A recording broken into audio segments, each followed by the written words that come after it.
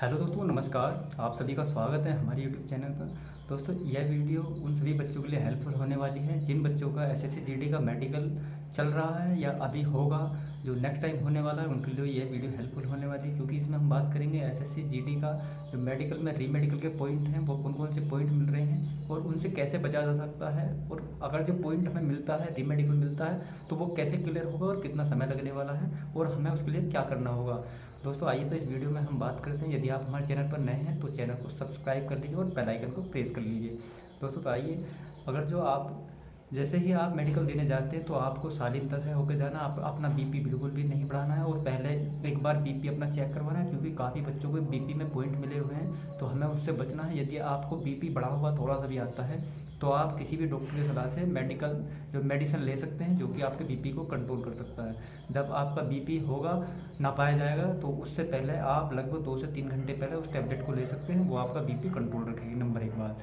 दोस्तों, नंबर 2 बात, यदि आपकी आइस वीक हैं और डिस्टेंस में आपको थोड़ी सी भी प्रॉब्लम है, यदि आपने एक बार चेक नहीं कराई है किसी भी इसमें जो है आँखों वाले डॉक्टर के पास में, तो आप एक बार करा लीजिए यदि आपके पास समय है।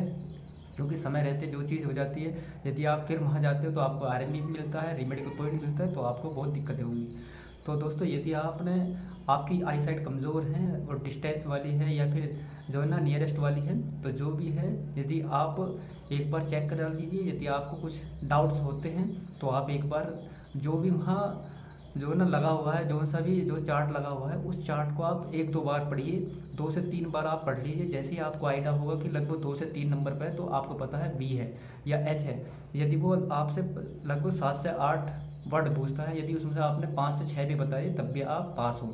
तो इसमें कोई बड़ी बात नहीं है दोस्तों, आप ऐसे बच सकते हो। यदि आपको आरएमपी मिलता है तो फिर आपके लिए जो है ना जो है ना दूसरा प्रोसेस जो है करना होगा।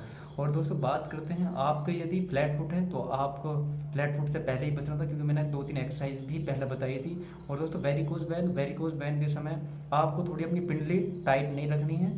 थोड़ा सा वो जंप कराएंगे, जंप करने के बाद में रिलैक्स होना है, बिल्कुल रिलैक्स कर देना है।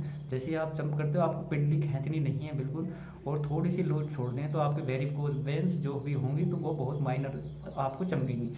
तो आपको टाइट नहीं खींचनी है और पंजे पे खड़ा नहीं होना। पंजे पे होना है तो वो भी तरीके से खड़ा होना है। और दोस्तों, बात करते हैं चेस्ट का एक्सरे। जब आपका चेस्ट का एक्सरे में जो बाजी बार लाइन आ जाती है, यानी कि ब्रीथिंग में कुछ ना कुछ दिक्कत आ जाती है, तो उसके लिए फिर वो आपको जो पॉइंट्स ही दे देते हैं। तो पॉइंट से बचने के लिए आपको एक्सरे पूरे जो है ना चेस्ट के एक भी कपड़ा नहीं होना चाहिए, जब उतार के कराना है, प्लस सांस भर लेना है अंदर, तब आपको एक्सरे कराना है।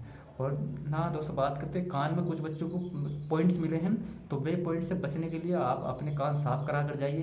कान का देखने का उनका मतलब होता है कि हमें कान का पर्दा साफ चमकना चाहिए, कि उसमें कुछ दाग तो नहीं है। सफ़ेद दाग हो जाता है जो कि पर्दा कमज़ोर हो जाता है, और उसको देखने के लिए यदि हमारे कान में कुछ भी डस्ट वगैरह या मैल कुछ भी होता है, तो वो साफ तरीके से दिख नहीं पाता, जिसकी वजह से वो आरएमपी लिख देता है, यानी पॉइंट उसमें बना देगा डॉक्टर।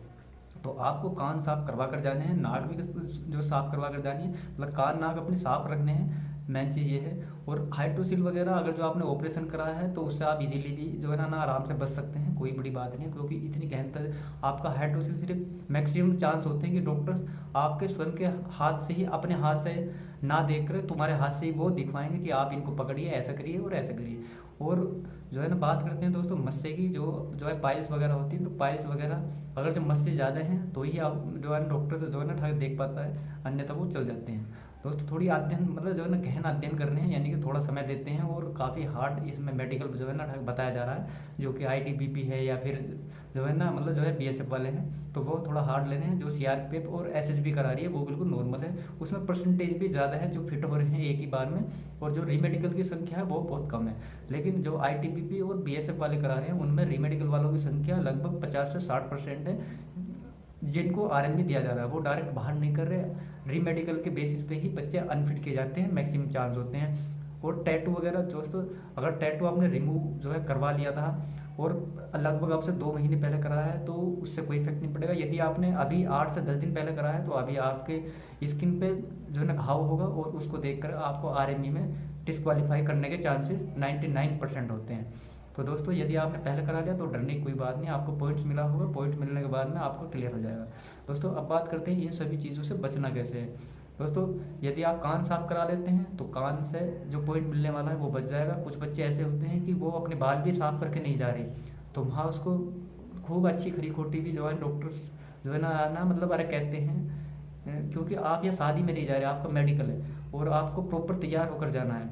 यदि कोई बच्चा ऐसा करता है तो मैं मानता हूँ उससे बड़ा कोई मूर्ख नहीं है, वो अपने जीवन के साथ में खिलवाड़ कर रहा है।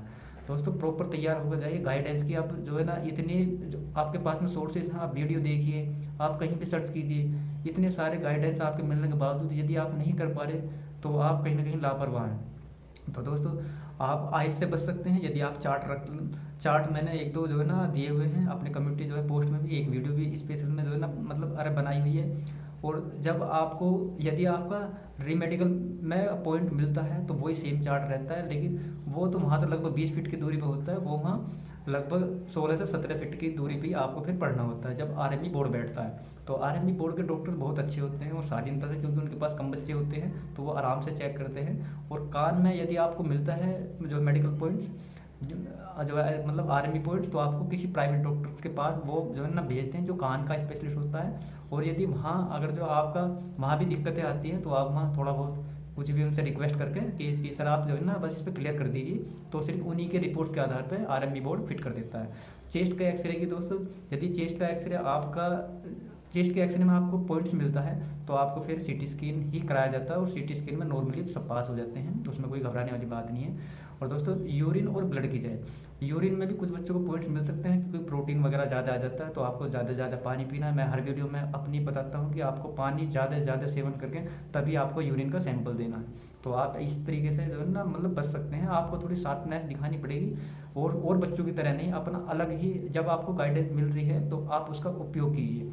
और दोस्तों जो भी आपके सर्टिफिकेट से रिलेटेड है, मैंने एक वीडियो पहले ही जो है ना मतलब जो है ना बना दी गई है, जो कि आपका सेंट्रलाइज वाला, तो आप 5 मिनट में जो है ना कैसे बना सकते हैं, तो वो सब चीज़ें तो आप मेडिकल के जो जो पॉइंट्स हैं इनसे क्लियर हो जाओगे इजीली। और रीमेडिकल में मैक्सिमम पॉइंट क्लियर होते हैं, लेकिन कुछ पॉइंटों पे जो कि जो है ना टैटू से रिलेटेड हो गए और जो है ना आई साइड से हो गए, तो उनको भी यदि जो है ना कलर ब्लाइंडनेस हो गया तो उसमें भी वो 99.99% अनफिट ही करते हैं, क्योंकि कलर ब्लाइंडनेस वाला नहीं चलेगा और ये टैटू वगैरह में नहीं चलते हैं, तो इनको तो कहीं ना कहीं बाहर होना पड़ेगा। और अगर जो आपने रिमूव करवा लिया तो आपको कोई घबराने वाली बात नहीं है, आपको पास कर दिया जाएगा। तो दोस्तों और भी कोई जो भी आपके कमेंट्स में मतलब जो भी आपकी जो है क्वेरी हो, आप कमेंट्स बॉक्स में कमेंट करिए। मैं वीडियो या फिर जो है ना टेक्स्ट के माध्यम से उस क्वेरी को सोल्व करने की जो है कोशिश करूँगा। तो इसी के साथ दोस्तों जय हिंद, जय भारत, धन्यवाद दोस्तों।